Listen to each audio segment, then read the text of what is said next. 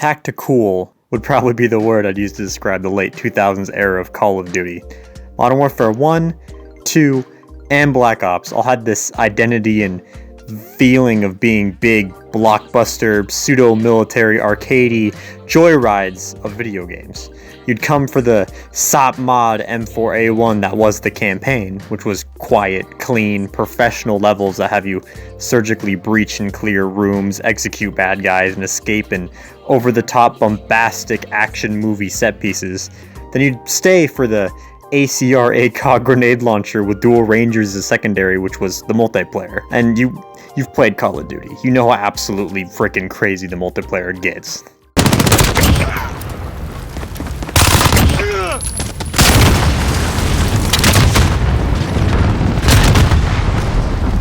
And starting at World at War, each Call of Duty came with a bonus mode.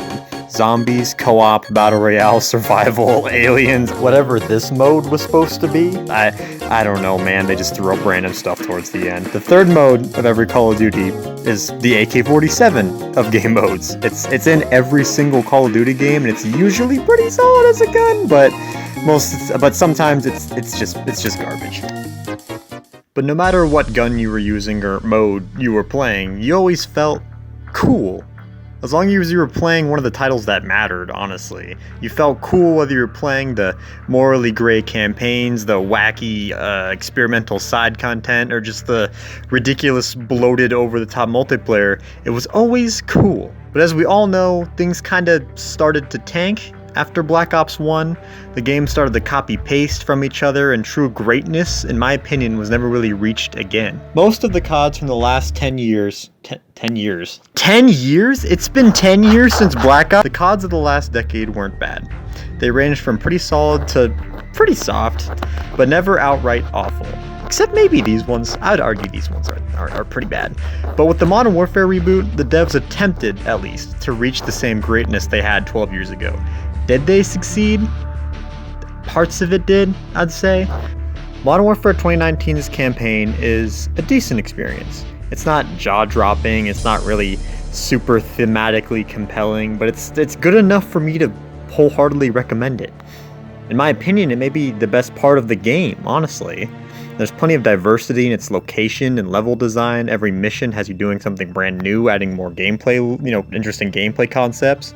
The direction and cinematography are on point. The culmination of these factors come together to deliver an experience that Modern Warfare franchise has been honestly trying to deliver since 2007. And that culmination is shown in Mission 5, Clean House.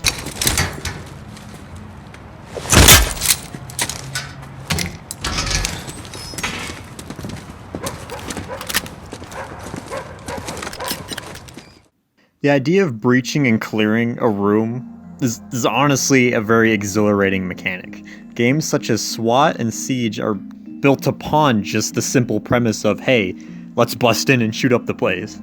And there's missions in Call of Duty 4 that have you quietly taking out soldiers unaware of what's happening. In nighttime stealth operation backdrops, all while using the now classic night vision goggles.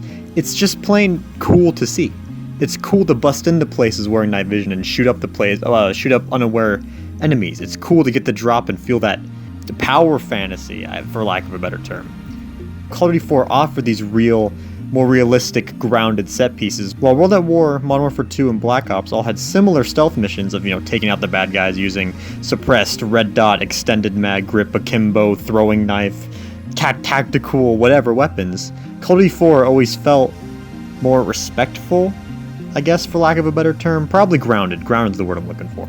World at War was a little bit more on the gritty side, and Modern Warfare 2 and Black Ops were a lot more action movie, way more action focused, less of the realism. Call of Duty 4 hit the sweet spot of, cool, tactical, arcadey military action, and, grounded realism, morally gray area.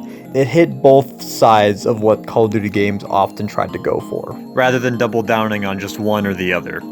So let's fast forward 12 years, and we can see the same philosophy applied today, with some fancy new upgraded animations, new shooting, new hardware, and a real bigger touch for the realistic. After COD 4, Activision really doubled down on the idea of slow-mo and explosions and tactical coolness rather than the realism. Activision believed much more in the idea of breaching rather than clearing, if that makes any sense. Modern Warfare 2019 decided to pay more attention to the realism aspect COD 4 had in place. The layout of Clean House is a multi-layered London home, vertically expansive but tightly cramped. You slowly inch your way through the home, creaking open doors and dropping enemies in small bursts of hyper-violence. It's really nerve-wracking to slightly peek through a door opening and react with lightning reflexes to someone scurrying around on the ground picking up a gun.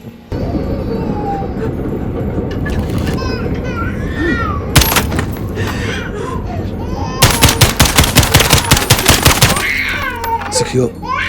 An obscene amount of detail went into the animation of this mission. So every replay or every restarted checkpoint may lead to the same enemy gasping for air, clenching where they were shot, ragdolling on the ground, or just falling over. It's very dynamic. Right there. I was behind the door. No! 2 X-rays down. Copy. Make sure this floor's secure.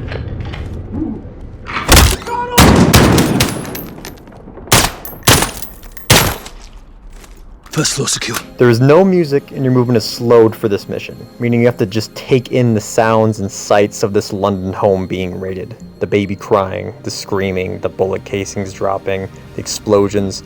All of this has to be experienced very slowly.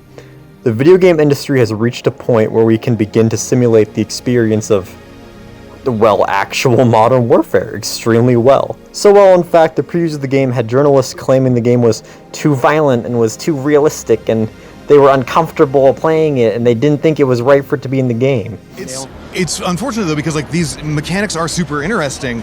Like they make combat a little bit more tactical, they give you a lot more options. Like the fact that at least in this particular demo, like the environments were very destructible, that's all super interesting, but then it puts those mechanics at odds with itself, making you so uncomfortable to the point where, like, I at least personally, I feel like I don't necessarily want to play 15 to 20 hours of what I was just shown. Honestly, I was uncomfortable while I was playing the level, but the uncomfortableness is what makes the level shine.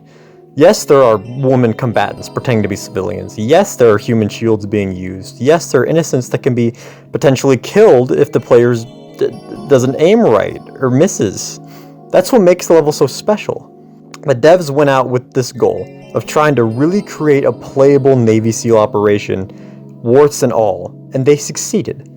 It was hands down the most memorable mission of the campaign, and they used the foundation that Call of Duty 4 established many, many years ago, but went the opposite direction the series has been going for years and created a truly unique experience. Well, Activision looked at Call of Duty 4 and went, yes, we need to double down on this action crazy shenanigans. The devs looked at Call of Duty 4 and went, maybe we should focus on the quiet bits that people really remember.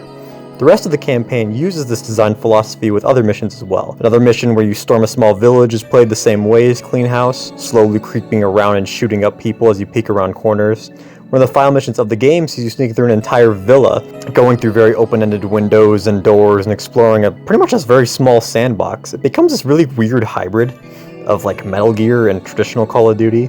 It's very odd. It's very fun though. The pure raw shock and awe of Clean House made it the standout mission of the game. Even if it was just a prelude or a beginning to the other missions of the game, I don't think I'm ever going to forget that London house. The whole point of a video game is that we as humans can live out our fantasies. I can become this crazy sci-fi monster and kill innocent people and become this horror movie blob. I can be the ultimate soldier and save the human race from aliens. I can see the depths of space and explore and build colonies. I can have a girlfriend. The magic of games is that we can really experience things that we'll never be able to in reality. So in the discussion of if a game is too violent or too real, it inherently kind of blocks out the magic capable in games. Sure, there's always exceptions, right? Maybe some games do take it too far, maybe some things shouldn't be simulated. But I don't think we should ever really block out the magic of devs inviting us into the world they want to create. I will hopefully never be in a situation where I have to storm a suburban home and kill the people who live there. But thanks to Infinity Ward really digging down and deciding to go for the real, rather than the classic arcadey action, rather than the safe route of doing more of the same bombastic, crazy shenanigans the other Call of Duties. They chose to do the quieter parts that get forgotten. And because of that, I really got to live out the simulation I never really thought I would get to. As usual, let me know what you guys think about this video, if any specific games you'd like me to cover or talk about. I want to thank you guys so much for the 20 subscribers. It's kind of baffling to me that 20 people want to watch my stuff, honestly, that are willing when I said, like, yeah, I'll support this guy. Just thank you. I really appreciate it a lot. Thank you. If you like my videos, please consider subscribing. I really would appreciate it a lot, like, honestly. Thank you guys once again, and take care.